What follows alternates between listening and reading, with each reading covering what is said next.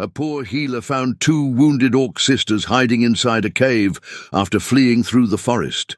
He only wanted to save them, but the secret they carried would change his destiny and leave everyone in shock. There are three kinds of debt in this world. The debt of coin, which men record on parchment in black ink. The debt of blood, which clans carve into stone and never forget. And the debt of the soul, the one nobody writes anywhere, but that you carry on your shoulders like a soaking burden, growing heavier with every step you try to take towards something that looks like freedom. Theron knew all three well. The rain fell over the Carvorn borderlands with the stubbornness of something that hadn't been invited but insisted on entering anyway. It wasn't the gentle spring kind. It was that grey late autumn rain that finds the gaps in your cloak, slides down your neck, and settles into your bones like a bad memory that refuses to leave. Theron walked with his head down, his worn leather satchel pressed against his chest with his forearm, protecting the medicinal herbs that represented everything of value he owned in the world. 23 herbs, 3 pieces of elm bark, half a vial of calendula oil, 0 silver coins. The kingdom of Valdris had instituted 3 winters past the healing hand tax, an absurd levy charged to anyone who practiced medicine without a license from the Council of Licensed Physicians. The council, naturally, was composed of the wealthiest men in the capital, who charged more for a single consultation than a farm worker earned in a month. For someone like Theron, son of a village midwife, apprenticed to an herbalist who died without an official title, the license was as distant a dream as the stars he couldn't see through the clouds that night. So he walked. He always walked. The cave appeared between 2 large rocks like a quiet invitation, and Theron was in no position to refuse invitations. The smell inside was of wet stone, ancient moss, and something else. Something organic, warm, different from the cold rock. He stopped at the entrance. He breathed in the air the way his master had taught him. Before you see, smell. Before you smell, listen. Breathing, double, irregular. He did not step back. He lit the wick of his tin lantern with fingers trembling more from cold than fear, and raised the light toward the back of the cave. He saw eyes first. 2 pairs, golden like amber lit from within, with pupils that contracted against the light in a feline, frightened way. Then he saw the skin, green like moss on stone beneath clean water, like a new leaf on a March morning. He saw the pointed ears pressed flat against their heads, the universal sign of fear in any creature he had ever treated.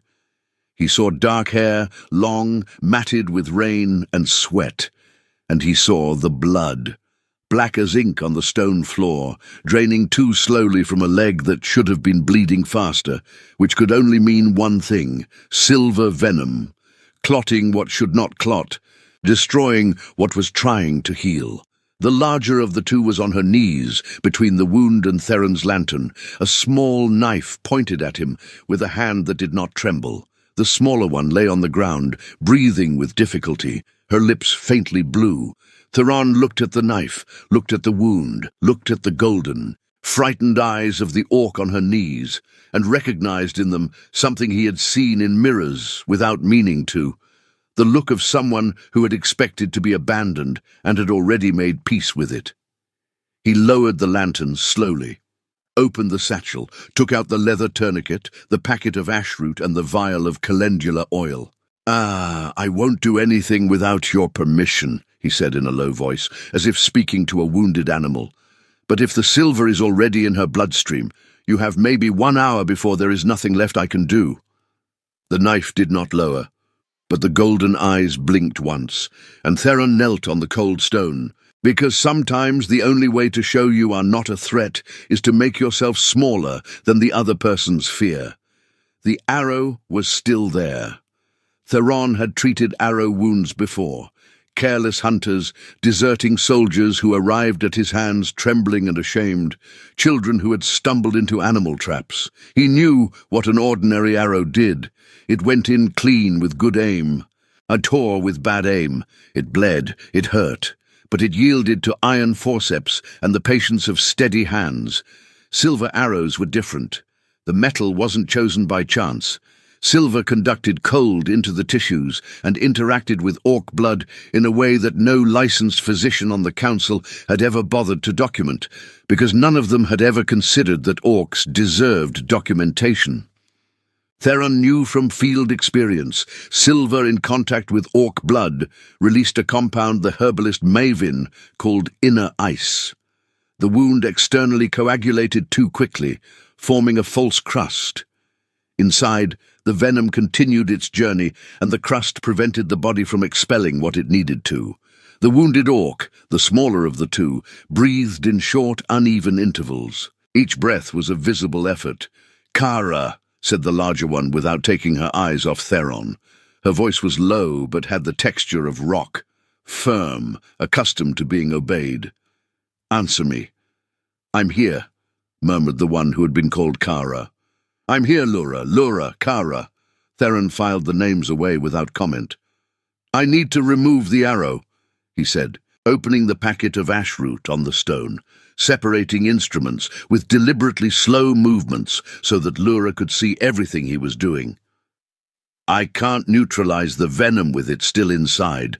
The metal keeps contaminating." "If you cut wrong, I cut you," Lura said, not with anger, simply as information. "Understood." Theron was not a man with fragile nerves. He had developed, over years of healing in poor conditions, a kind of internal silent zone for moments like this, where fear existed, but sat quietly in the corner while his hands did the work. Lura did not put away the knife. She remained positioned beside her sister, free to intervene at any moment. Theron respected that. He worked slowly, explaining each step in a low voice, not out of protocol, but because he had learned that the human voice, when kept calm, functioned like anesthetic herb for panic. "I'm going to press around the wound first," he said, "to feel where the metal has settled. It's going to hurt." Kara closed her eyes, nodded. The arrow had penetrated the lateral part of the thigh. Good news, it had missed the main artery. Bad news, it had rotated on entry, probably from movement at the moment of impact, and the tip was anchored at an angle. Removing it in the wrong direction would tear muscle. Theron studied the wound entry for a long moment, fingers lightly touching the skin around it, feeling the temperature, the resistance, the path the metal had taken. "Did you study medicine?" Lura asked, breaking the silence unexpectedly. "I learned from a midwife and an herbalist," he replied without looking up. "Neither of them had a license, which means I don't either. Which means you understand what it's like to be competent and invisible at the same time." Theron stopped for exactly 1 second, looked at her, went back to work. "Yes," he said simply. The removal took nearly 20 minutes. Kara did not scream. She made contained constant sounds that Theron recognized as the vocalization of someone who had learned very early not to draw attention to their own pain. Lura held her sister's hand throughout the entire procedure, and Theron pretended not to notice how the green fingers intertwined with a grip that said more than any word. When the arrow came out, it brought with it a thread of black blood that darkened further before clearing to normal red. A good response. The body still knew what to do. It just needed room to do it. Theron applied the ashroot poultice with firm pressure, then the calendula oil around it, then the linen bandage he had boiled that morning in water with elm bark. He worked in silence for a few more minutes, watching Kara's breathing gradually normalize. When he looked up, Lura had lowered the knife. She hadn't put it on the ground, but she had lowered it. To Theron, in that moment, that was close enough to trust to be called by the name. The fire Theron built was small enough not to leak light from the cave mouth, large enough to dry the air and keep Kara warm. He had learned that measure out of necessity, not theory. A man who spends years avoiding being found learns to hide even warmth. Lura watched every movement as he organized the remaining herbs. "Do you always explain what you're doing while you do it?" she asked. She was sitting with her back against the stone wall, the knife now resting on her own thigh, but her fingers still close. Her golden eyes caught the firelight in a way that Theron found, briefly and completely inappropriately given the circumstances, very beautiful. "It's a habit," he said. "My master used to say that healing the patient understands hurts less than healing that happens in secret. Your master was wise." She was. She died, unable to pay the unlicensed practice tax. The council confiscated her herbs. He said this without particular bitterness, the way you state a fact that has been processed so long it has lost its flavor. I was 16. Lura was silent for a moment. "How old are you now?" 28. A pause. "You?" 31. Kara, lying with her head resting on her own pack, opened one eye. "I'm 26, she announced in a voice that carried more humor than someone in her condition had any right to, in case anyone was going to ask. Nobody was going to ask, Lura said, but there was something soft buried inside the hardness. Theron prepared the recovery tea. Burdock, nettle, a fragment of ginger root he kept for venom cases, and handed the dented tin cup to Kara with both hands, the way a man offers something when he knows the gesture matters more than the object. She received it with both hands too, and drank slowly, without hurry, like someone who recognizes the value of what they're being given. "It's going to be bitter," he warned 1 second too late. "I've tasted worse," she answered, with a grimace that transformed her face into something entirely different, young, a little mischievous, alive. The fever had lessened. It hadn't disappeared. It would still take days for the silver venom to be fully eliminated, but Kara was conscious, responsive, and the color of her lips had returned from blue to deep green. Theron monitored her breathing at intervals, but allowed himself between checks to sit with his back against the opposite wall and rest. He hadn't slept in 40 hours. "Are you going to sleep?" Lura asked. "I can't. I need to monitor the fever." "I'll monitor it." She said this directly, like a verbal contract being offered. "You teach me what to watch for, and I'll wake you if it changes." Theron looked at her, assessed. There was something in Lura's posture that he recognized in people who had carried responsibility from a very young age. The straight spine even when the body was exhausted. The gaze that swept the room before fixing on anything, the way she had positioned herself in the cave, always with a view of the entrance and her sister's face at the same time. "If her breathing speeds up more than 3 times per minute compared to now, wake me," he said. "If her lips get darker, wake me immediately. If she starts shaking, add wood to the fire and wake me." Lura memorized each instruction with a seriousness that required no repetition. "Agreed," she said. Theron slept in a way he hadn't slept in months. Without one ear open for the footsteps of debt collectors, without his sleep broken by the anxiety of debts growing while he closed his eyes. He slept because for the first time in a very long time, there was someone on watch who he instinctively knew would take the work seriously. He woke 2 hours later with Lura still sitting in the same position, eyes on the fire, fingers away from the knife for the first time since he had arrived. "She's fine," Lura said before he could ask. "Thank you. Don't thank me." A pause. It was useful to have someone who knew what to do. Theron recognized that for what it was, for a woman like Lura, that was very close to warmth.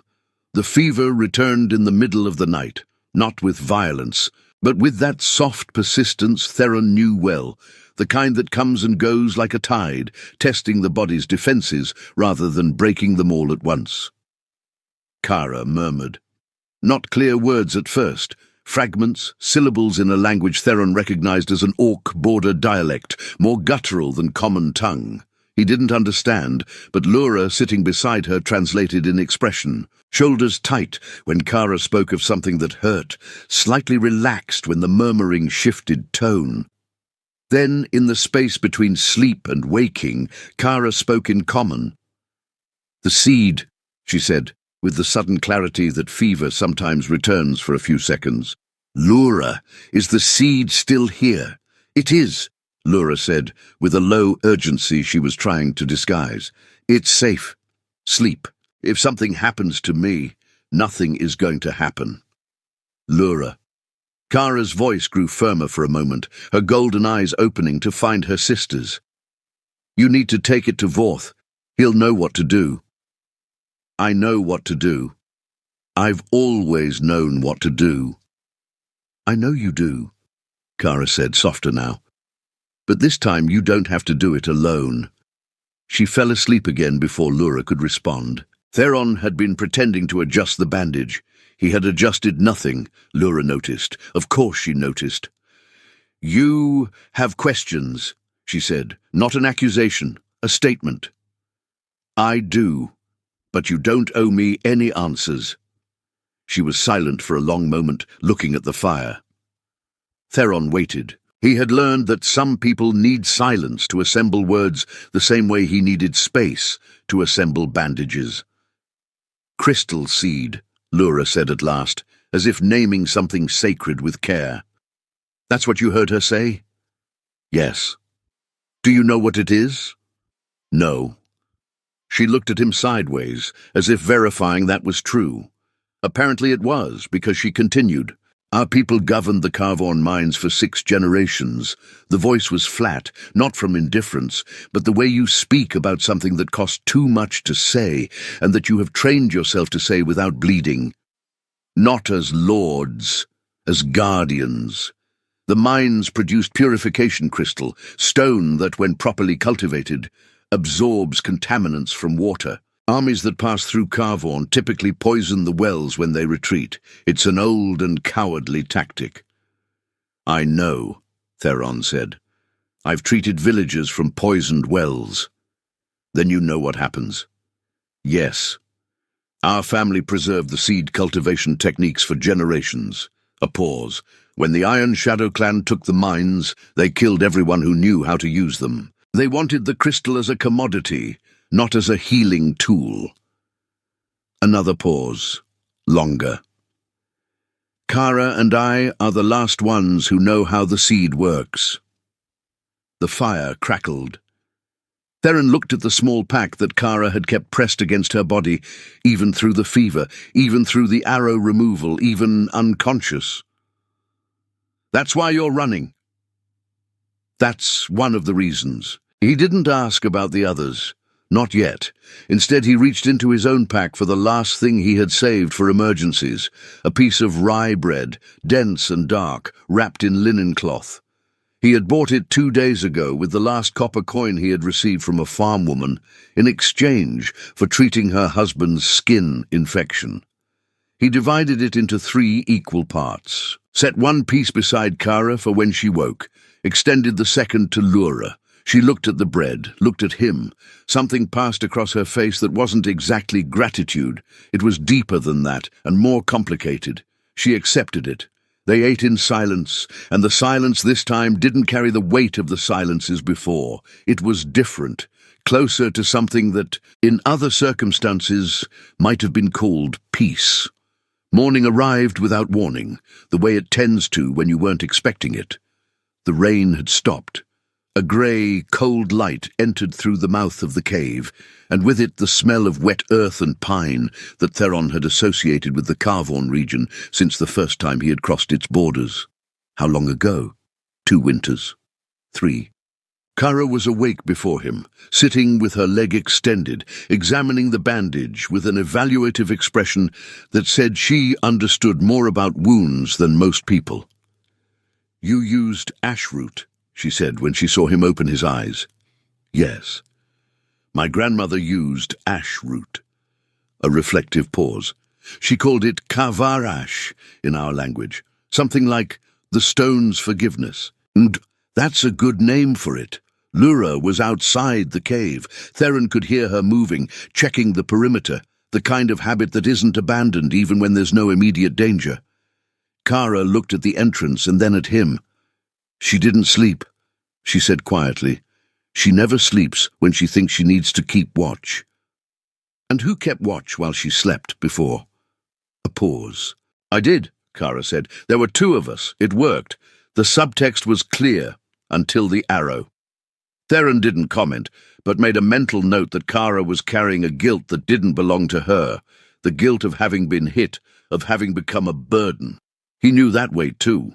When Lura returned, Theron did what he did best in situations of accumulated tension. He made tea. There was lemon balm left in the pack, enough for 3 small cups, and the process of heating the water, measuring the herbs, waiting, the simple ritual of care, seemed to soften the air. "You both saved me from something last night," he said as he distributed the cups. Both of them looked at him. "From my own head.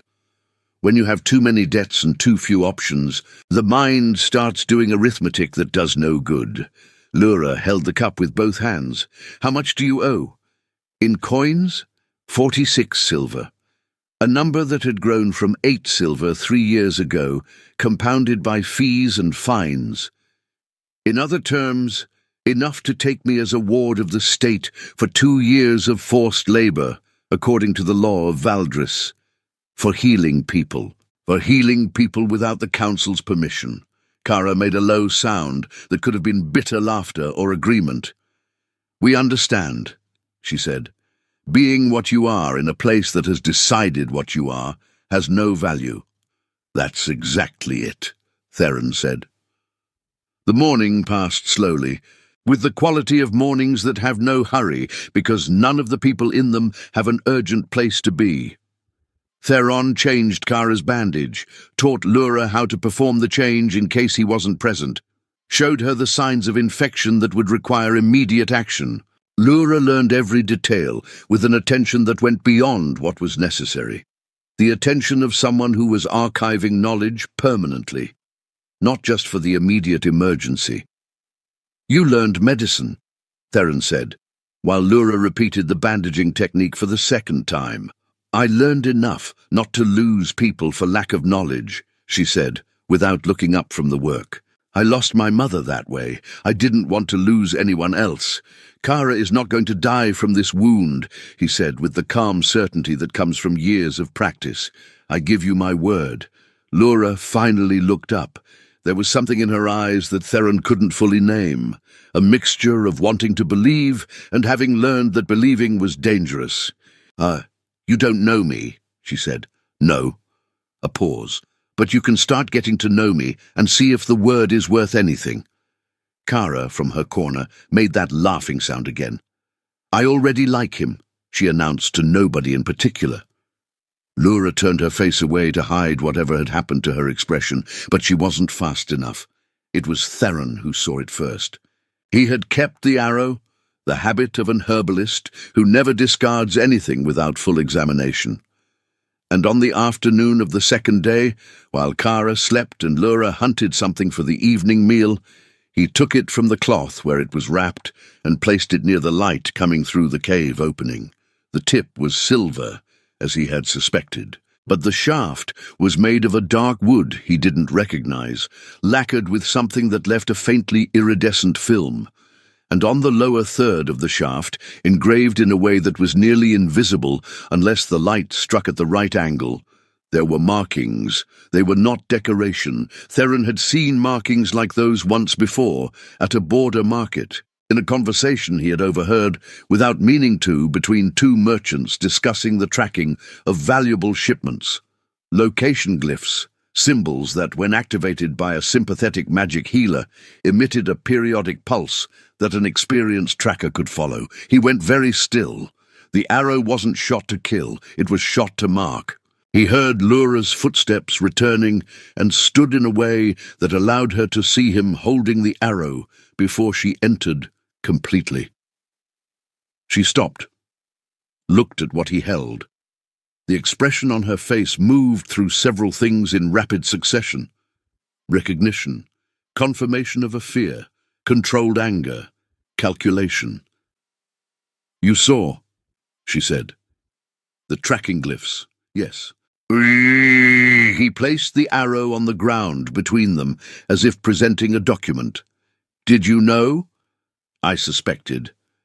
She set down the hunt, 2 rabbits, and sat with the posture of someone about to have a difficult conversation that can no longer be postponed.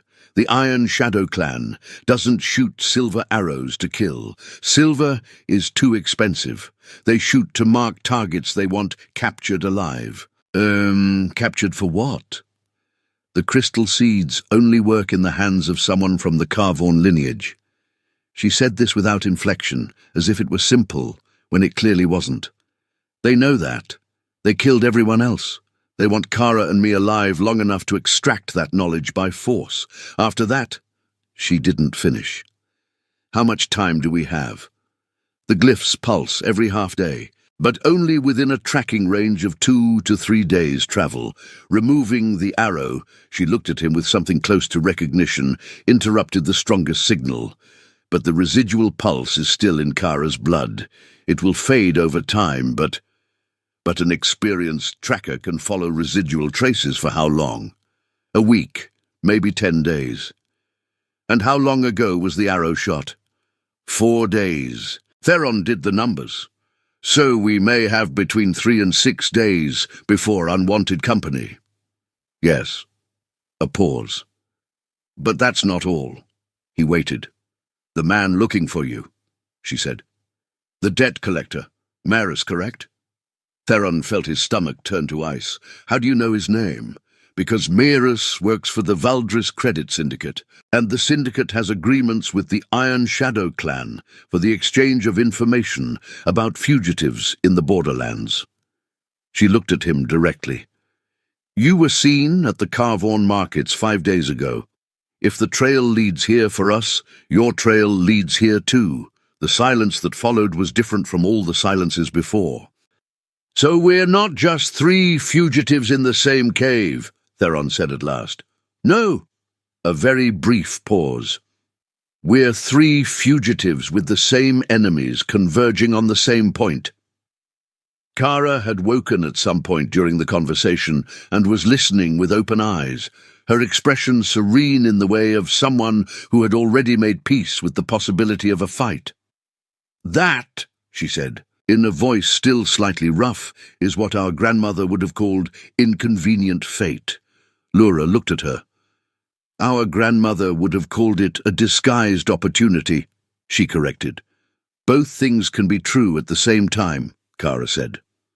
Theron looked at the two of them, at the arrow on the ground, at his herb satchel, at his hands that knew how to heal and that, if it became necessary, also knew other things. Then we need a plan, he said. And for the first time since he had arrived at the cave, 3 voices answered at the same time. They arrived at the dawn of the 3rd day. Theron heard them before he saw them. The sound of boots too heavy for hunters, too light for regular soldiers. 6 pairs, he calculated, maybe 7. They came along the main path, with no attempt at concealment, with the confidence of those who expected no resistance. Maris had always operated this way, numbers, not skill, intimidation, not combat. Theron was standing at the cave entrance when they appeared among the trees. Maris in front, a middle-aged man with the kind of fat that accumulates in people accustomed to others doing the physical effort, wearing the Credit Syndicate's green coat with the gold emblem on the lapel. Behind him, 6 hired men with the blank expressions of those who had learned not to think too hard about what they were doing. Theron of Nowhere, Maris said, with the smile of someone who has found something they've been searching for a long time. You gave me more trouble than you should have. I could say the same about you, Theron replied. 46 silver, Theron. With the interest from the last 2 months, we're at 52. Maris stopped about 10 meters away. You don't have 52 silver, you'll never have it. So I'll save us both some time. 2 years of state service, and the debt is cancelled. State service, Theron repeated. That's what they call it now? That's what the law calls it. The law the Council of Licensed Physicians wrote for themselves. Maris made a dismissive gesture with his hand, as if shooing a fly. You come now, or my men bring you. Your choice. Be reasonable, Theron. Oh, I've always been reasonable, Theron said. That's why I'm here instead of somewhere with enough silver to be rid of you. He heard the sound behind him. Footsteps. 2 pairs. deliberate. Maris heard them too, and his expression shifted. The confidence didn't disappear, but it wavered when he saw what emerged from the shadow of the cave beside Theron. Kara walked on a leg that should not yet have been bearing her weight, but was. She leaned on a branch she had fashioned into a rudimentary walking staff, and there was something in the way she held it, not as support, but as a potential weapon, that communicated clear intent. The golden gaze was cold and absolutely present. Lura appeared on Theron's other side, with the silence of someone who had learned tactical movement before they learned to walk. The knife was in her hand, not threatening anyone in particular, simply there. The effect on the hired men was immediate and involuntary. Two of them took a half step back before remembering they had been paid not to retreat. "Orcs," one of them said, as if the word were sufficient explanation for anything. "Orcs of the Carvorn lineage," Kara said, and there was something in the way she said it that transformed the words into something larger than the sum of their parts.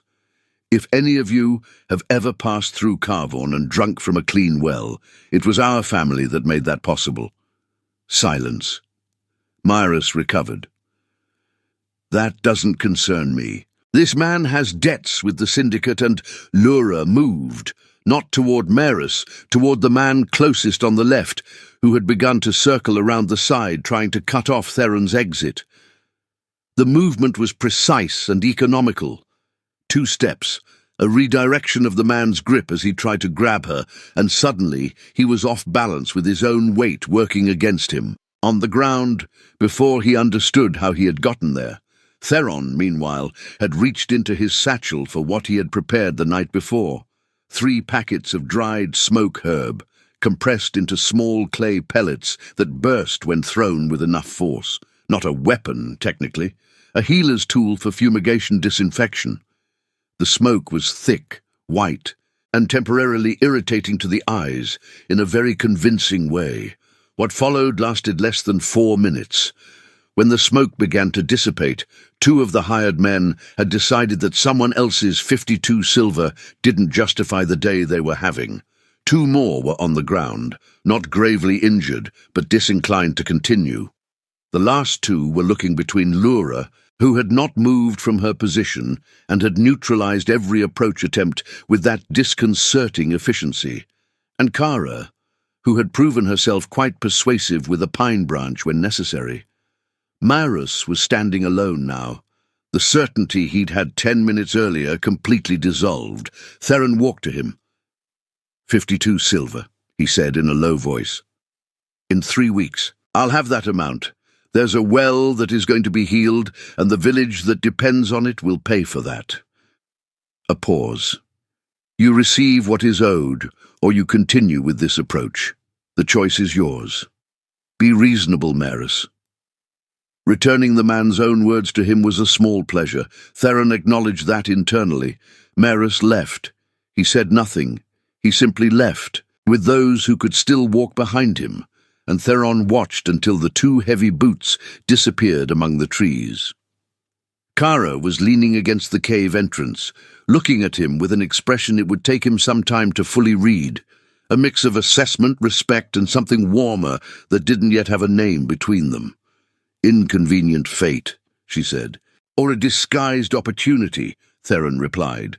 Lura, beside him, made a sound that was unmistakably, unambiguously a laugh. The village of Sereth lay a day's walk to the east.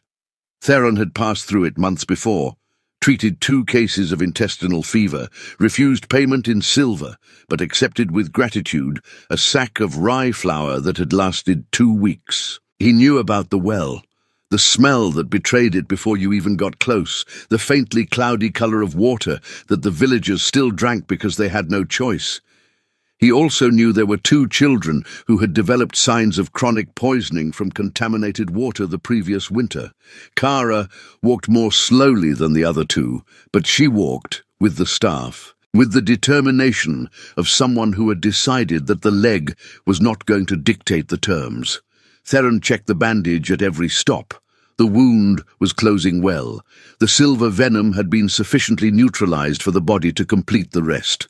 Laura carried Kara's pack in addition to her own, without comment. "How does the seed work?" Theron asked on the second day of walking. When the silence had grown comfortable enough for questions, Kara, who had walked most of the time in contemplative silence, brightened at the question in the way people brighten when asked about something they love.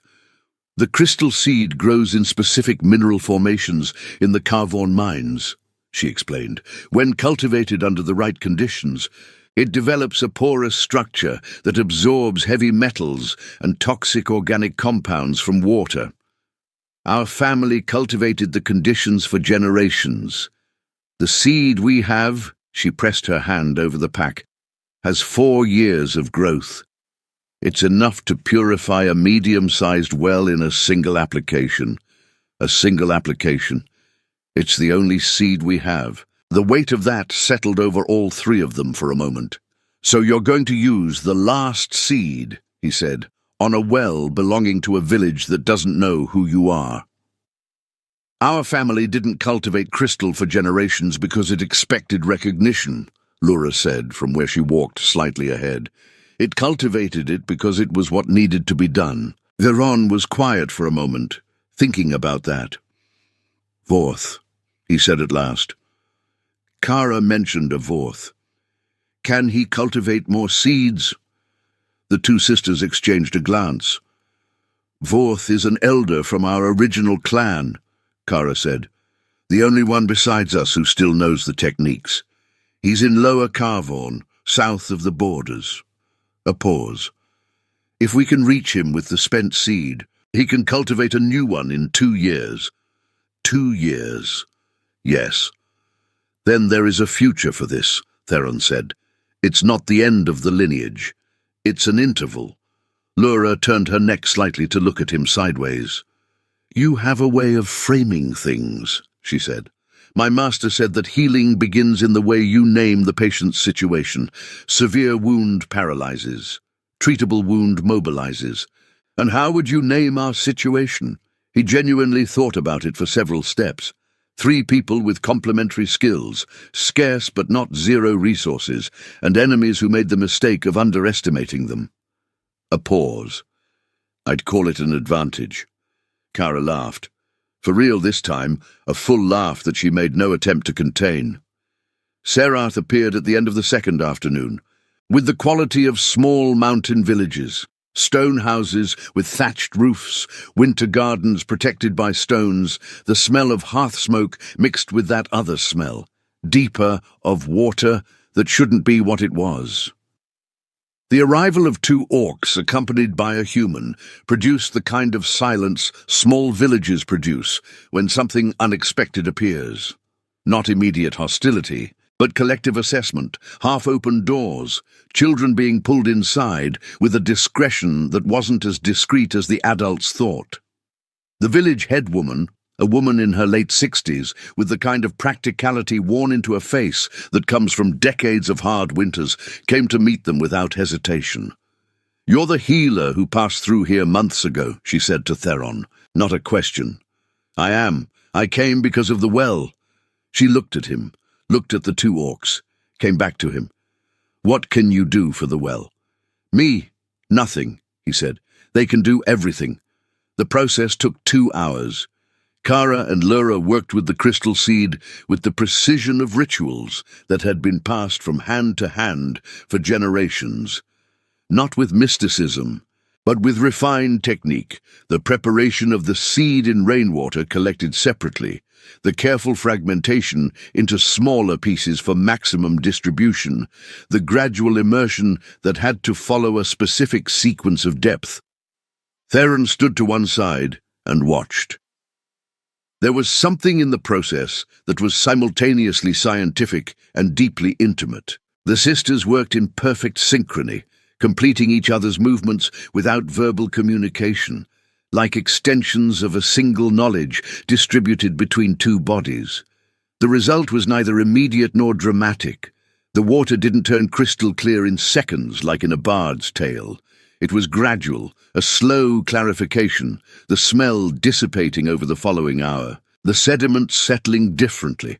But when the head woman filled a cup and drank, and then filled another, and gave it to one of the children who had appeared silently at the perimeter, and neither of them made the face of someone drinking something wrong, that moment was enough. The village of Serath went silent for a collective instant. Then it began to move. The feast wasn't planned by anyone.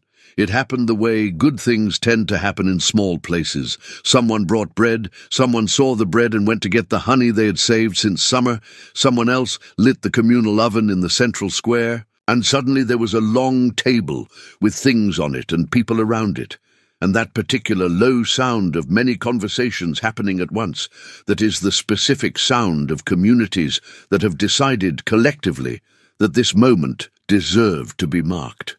Theron sat between Kara and Lura, which had happened naturally. Without negotiation, they had simply sat beside him as though there were an obvious geometry to it that nobody needed to discuss. The head woman sat across from them. "I didn't ask your names," she said. "Theron." He indicated the two sisters. "Kara, Lura." "Where are you from?" "Carvorn," Kara said. And then, with the ease of someone who had decided to stop carrying something in secret.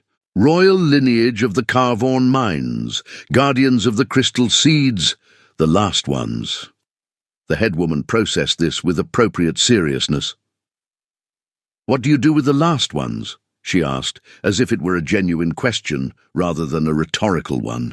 "You make sure they aren't the last for much longer," Lura said. There were children circling the edge of the table with that particular curiosity children have when there is something new in their world, peering at Kara's pointed ears and golden eyes with that mixture of fascination and assessment that hadn't yet learned to disguise itself as indifference. Kara noticed and turned her face toward them with no threatening expression, simply looking back, and within 3 minutes there was a child of about 7 sitting beside her, asking if she could touch the ears, with a sincerity that required no protocol. Kara tilted her head slightly. The child touched, was satisfied, moved away as if completing an important piece of research. Theron watched Lura watching the scene. "She's always been like that," Lura said quietly, without him needing to ask. "Since she was little. She had no patience for much, but for children she did." A pause. "Our mother used to say that Kara was born with a heart that hadn't yet learned distrust." "And you?" "I was born with the distrust of the entire clan concentrated in one person." She said this without lament. "It works well as a pair." "It works very well," he agreed. The bread was dense and faintly sweetened with the honey, the kind of combination that needed nothing else to be complete.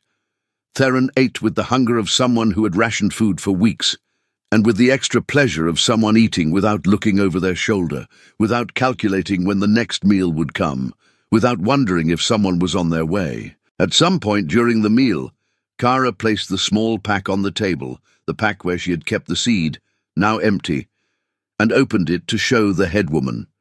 "The seed has been used," she said, "but it's not the end. There is an elder in Lower Carvorn who can cultivate a new one in 2 years." She looked at the village around them. "If your village needs one when it's ready, send word through Theron." The head woman looked at Theron. "Are you staying around here?" Theron opened his mouth to answer what he had answered for years to that question. "Depends. I don't know, maybe." And realized something had changed in his relationship with the answer. "Yes," he said. "For a while, there are people who need healing in these borderlands, and I know how to heal. And the debts? Being resolved." Later, when night had closed in and most people had returned inside, the 3 of them remained sitting at the table that had emptied, with what was left of the bread and the honey jar between them, the square's fire low, but still present. Kara had her leg extended, the tension she had been carrying in her shoulders since Theron had found her beginning, finally, to settle. "We need to go to Lower Carvorn," she said. "Find Vorth." A pause. "But not today."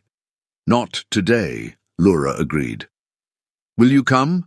Kara asked Theron, with the directness of someone who had decided that certain questions needed to be asked plainly.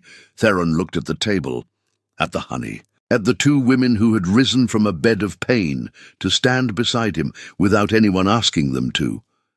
"You're inviting me," he said. "We're recruiting," Lura corrected, and there was something at the corner of her mouth that in recent weeks Theron had learned to recognize as humor she wasn't entirely trying to hide. Healer with field knowledge and no fixed address. Seems the position was open. And what does the position offer? Protection, Kara said. Purpose. A brief pause. Bread and honey when possible. Theron looked at her, looked at Lura, looked at the low fire, the village around them, the well that was now simply a well, without the weight of the venom. "I accept," he said. None of them said anything else for a while, and the silence that followed was the kind that needs no filling. The silence of three people who had arrived at the same place by different roads and who, for reasons each of them carried inside, had decided that the next step would be taken together. Kara picked up the last piece of bread and divided it into 3 parts without looking, by memory or instinct, and the pieces came out equal. Theron accepted his, Lura accepted hers, and there it was, not declared, not recorded on parchment, not sealed with ceremony. Just 3 people sharing what bread remained at the end of a day that had begun with far less hope than it was ending with, making the gesture that humans and orcs and all people in between have made since they first learned that the cold is easier to survive together than apart. You are mine, I am yours. That counts. Silver buys guards, gold buys allies. But only those who share the last piece of bread without counting the pieces earn the only bond no debt in this world can ever confiscate. A family. A poor healer saved 2 orc sisters on the run. A story about what remains when everything you owed has been paid, and what you choose to build with hands finally free.